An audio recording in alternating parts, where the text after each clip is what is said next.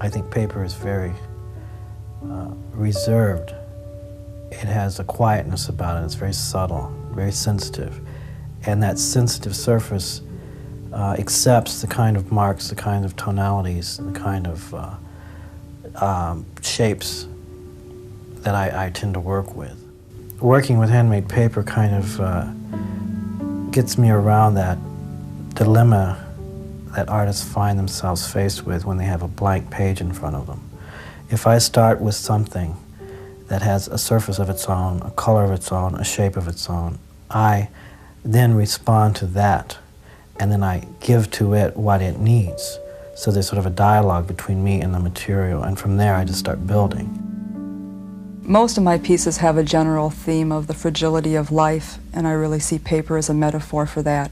It has the inherent qualities that life has. It's fragile, it's precious, and it has a sense of impermanence. And paper just coming from a living substance, coming from the cellulose of plant fibers, it almost breathes a life of its own. I like my work to convey a sense of fleeting time or of a captured moment, much the way people have fragmented memories, which adds a sense of continuum to their lives.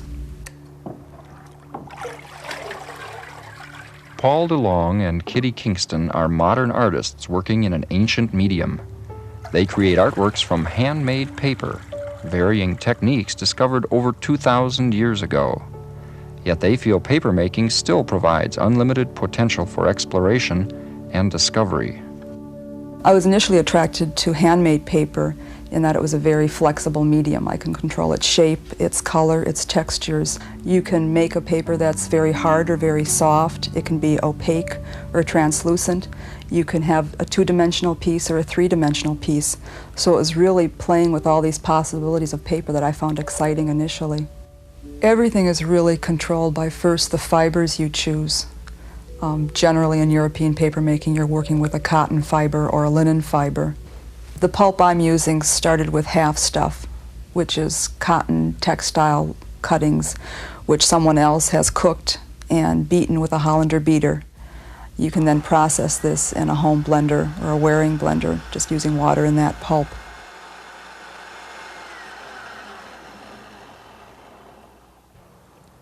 Once the pulp is beaten up, you transfer that, which is called the slurry, into a vat of water. If you add too much pulp, you'll have a very thick sheet. So how much you add to the water will really determine the thickness of the sheet you're forming. The most essential tools in papermaking are the mold and decal. The mold is a wooden frame with a screen to help sieve the pulp out of the water. The decal goes on top of the mold and keeps the pulp in place when you're forming a sheet. When you're forming your sheet, you want to have a very consistent movement, nothing choppy. You don't start and stop. Your arms keep on moving through the movement.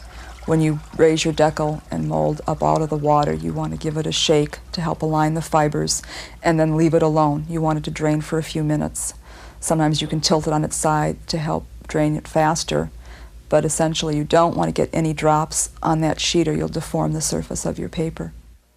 The process of transferring a freshly formed sheet of paper from the mold to a felt is known as couching. It is by performing variations of traditional forming and couching techniques that Kitty Kingston manipulates pulp to create her artworks. Here's some of the qualities of my pieces have been developed through accident, where I've experimented with forming a sheet and then doing things that you're not supposed to do to the sheet, like putting it back into the vat, lifting it half off, and depositing new fibers on top of it.